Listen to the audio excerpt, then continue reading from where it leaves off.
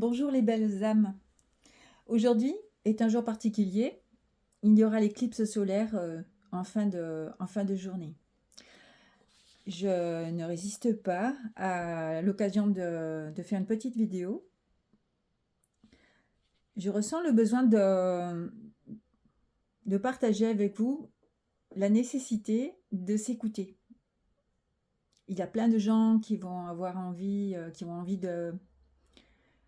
d'aller dehors avec d'autres personnes pour aller voir l'éclipse de manière collective. Et c'est très bien. Personnellement, je ne ressens pas ce besoin. Je ressens plutôt un besoin de rester seule, d'être là dans mon jardin. J'ai la chance d'avoir un jardin, mais ça aurait pu être dans la nature. C'est plutôt ça mon besoin. Ça aurait pu être à l'intérieur de ma maison. Bon, peu importe, en tout cas, besoin de recueillement. Voilà, plutôt un besoin, mais vraiment, c'est... Je ne peux pas faire autrement, vous voyez. Et alors, c'est curieux parce qu'il y a tout un mouvement comme ça qui pousse même à aller dehors, à aller... Et je critique pas, hein, c'est juste de s'écouter. Parfois, c'est curieux, ce mouvement intérieur qui est différent. Voilà, une éclipse, c'est un moment particulier.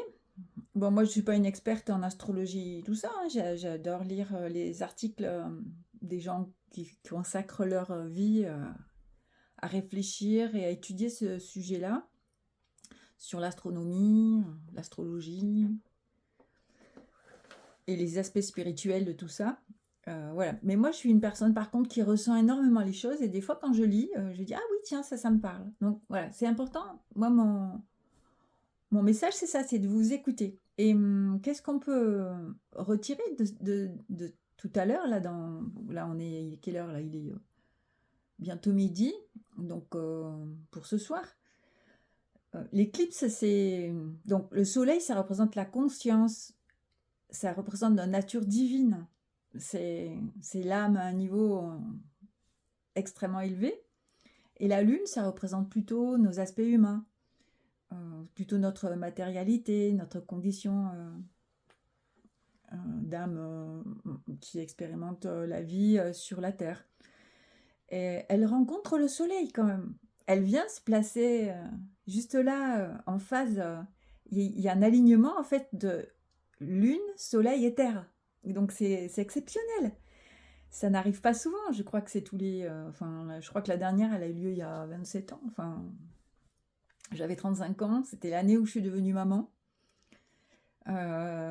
C'était particulier. Donc, il y a quelque chose qui se passe avec ces trois planètes à ce moment-là. Et donc, la Lune rencontre le Soleil et la Terre en même temps. Alors, la Lune, c'est les aspects matériels, les aspects limités. Donc, elle va se planter là avec le Soleil. Donc, ça va forcément, si on est attentif, faire remonter des choses qui sont cachées, des choses qui sont peut-être de l'ordre de ce que l'on n'aime pas voir.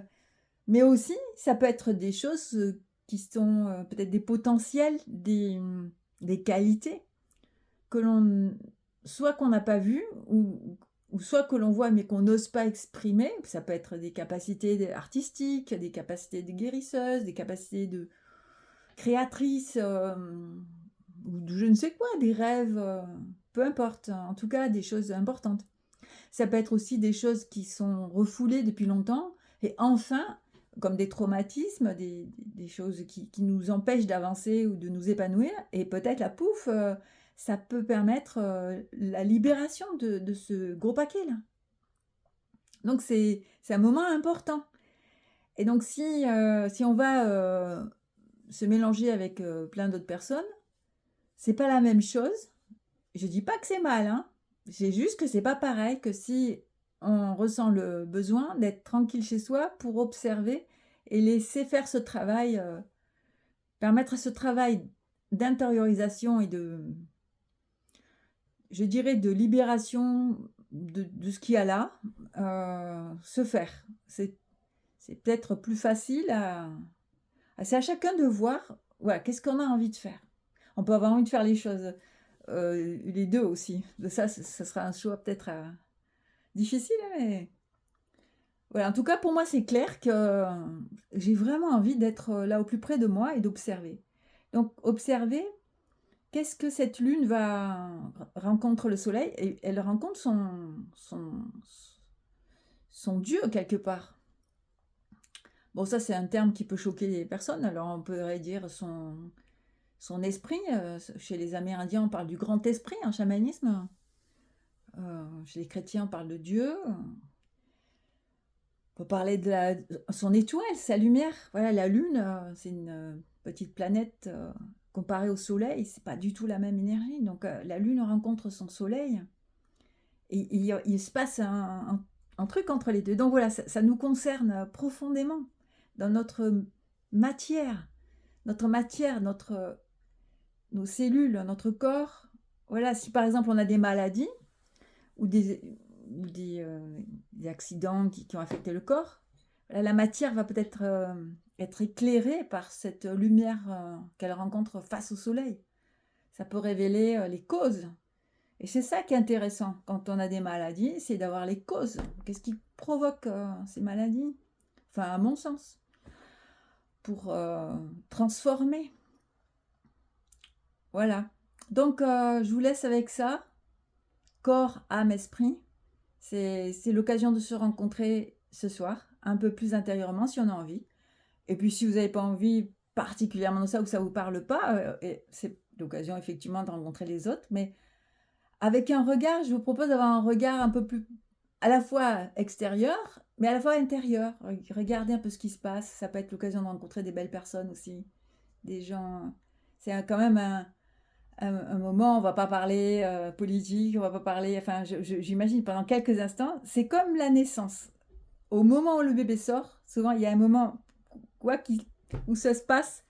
Il y a des moments comme ça où ça traverse le temps, l'espace, pendant quelques minutes. Ça dure pas longtemps, c'est fulgurant. Mais tout ce qui a trait à la spiritualité, à l'éveil spirituel et à la conscience, ça dure jamais. C'est toujours foudroyant la plupart du temps. Et ça dure, et par contre, ça marque pour des années, voire pour toute la vie.